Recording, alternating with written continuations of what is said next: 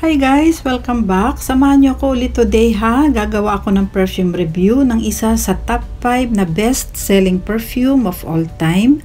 According yan sa research ko sa mga website ng perfume.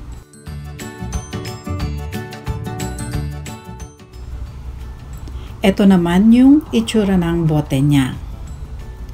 This is Hypnotic Poison EDT ng Christian Dior. This is made in France na 30 ml ang size. Wala na po itong box kaya ito guys ipakita ko na lang yung photo ng box sa inyo.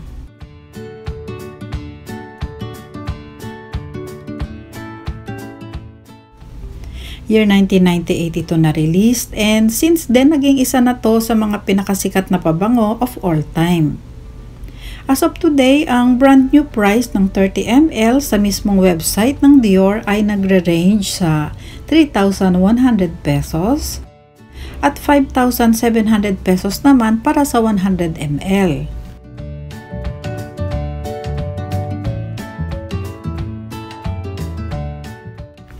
Ang main na naaamoy ko dito sa scent niya is yung vanilla, yung almond at something na powdery na galing din siguro sa vanilla dahil meron mga vanilla na powdery ang scent. So matamis yung scent niya dahil vanilla base siya. Kung mahilig kayo sa vanilla scent, pwede nyo itry to.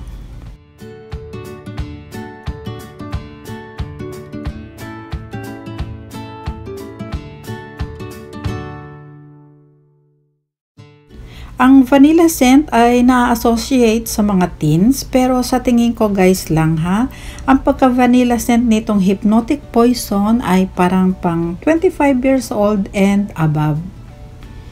Dito sa atin sa Pilipinas, since hindi naman tayo masyadong mahilig sa vanilla scent, mas appropriate siguro na gamitin or gawin itong evening scent.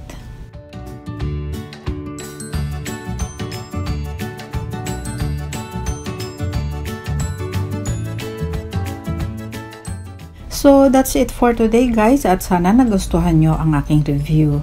Thank you so much for watching and I will see you again soon. Bye!